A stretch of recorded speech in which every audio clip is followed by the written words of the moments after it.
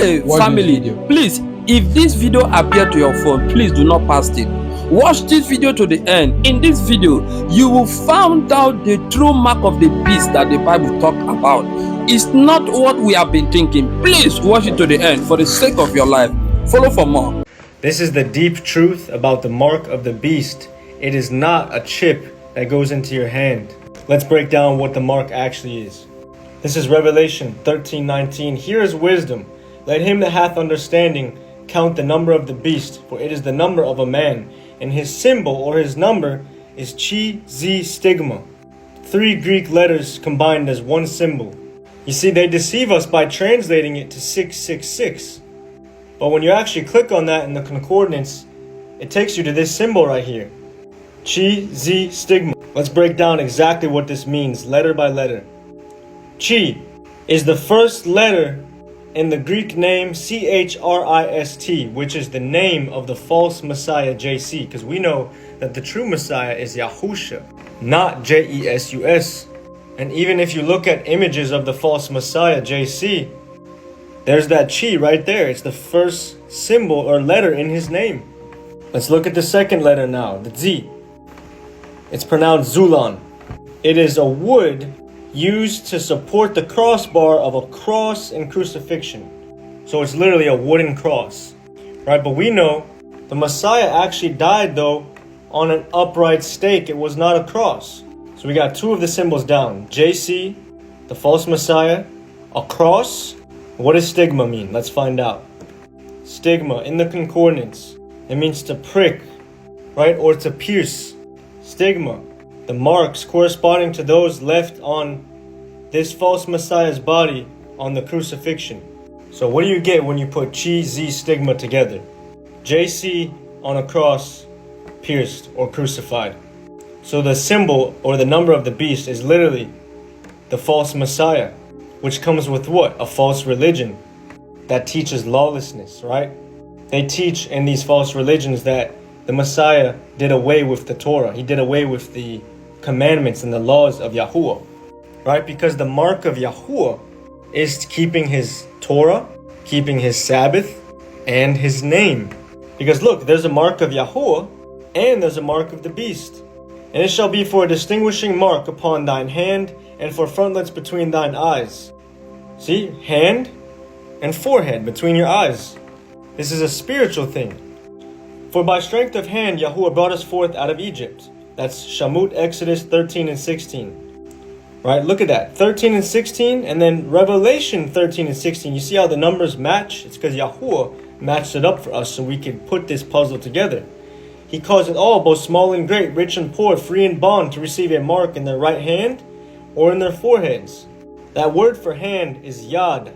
It means strength and power, because Yahuwah should be our strength and our power, our hand of power, our hand of strength.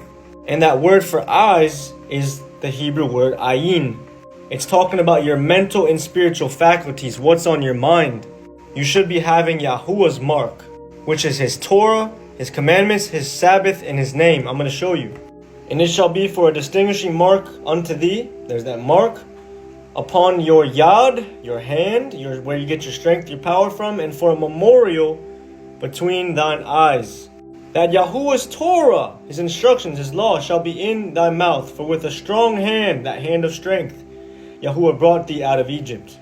So we know his Torah, his Sabbath, Kadash, separate my Sabbaths, and they shall be a distinguishing mark. There's that mark again of Yahuwah between me and you, that ye may know that I am Yahuwah your Eluah. So his Sabbath is also a mark, and his name, I looked, and lo, a Lamb stood on Mount Zion, when with him 144,000, having his Father's name written in their foreheads, in their minds, their memory, the memorial. And Revelation 22, 3 and 4. And his name shall be in their foreheads. It's talking about he's going to actually put it in our hearts and in our minds.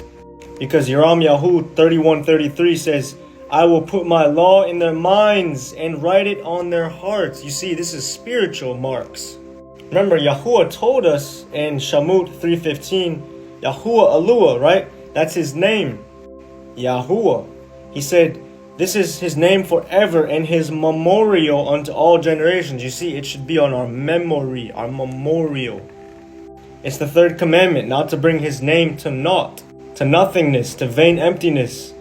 So if you say that his name doesn't matter, and his name is not in your memory, you're not calling upon his name, then which mark is upon you? Is it Yahuwah's mark or the mark of the beast? This false religion is actually just Satan disguising himself as an angel of light. Look at that. He even uses the same hand symbols. No marvel, for Hashatan, the adversary, Satan himself, is transformed into a messenger of light. Satan comes to bring a false light though, right? Halel, Lucifer. What does that mean? It means light bringer. What did Satan say in his heart? He said, I will be like the Most High. You see, he transforms himself into a false Messiah. The same way that Yahuwah comes down as the Son, Yahusha. Satan is a copycat, so he transforms himself into a false Messiah.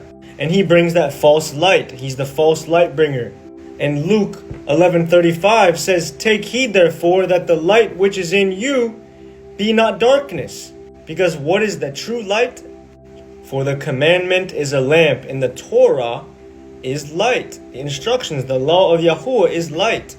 So if Yahuwah's Torah, his mark, his light is not in you, and you're operating in lawlessness, then which mark did you take? Which mark is upon you? Yahusha said in the book of Matthew chapter 7, not everyone that says unto me, Master, Master, shall enter into the kingdom of heaven, but he that does the will of my Father which is in heaven. Many will say to me in that day, Master, Master, have we not prophesied in thy name? And in thy name have cast out devils, and in thy name have done much wonderful works? Then I will profess unto them, I never knew you. Depart from me, ye that work lawlessness. You see, so these people thought they had the true light in them, the true mark upon them, but they were operating in lawlessness, which is part of the mark, the spiritual mark of the beast, right? Because we should have Yahuwah's mark on us and in our minds and in our heart. So the mark of the beast is that lawlessness.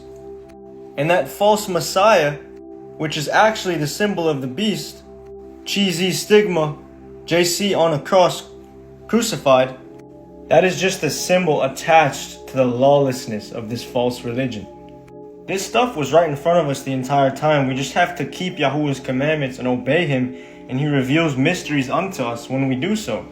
Look at this. This is Hazun, Revelation 13:15. He had power to give life unto the image of the beast, that the image of the beast should both speak and cause to be killed as many as would not worship the image of the beast.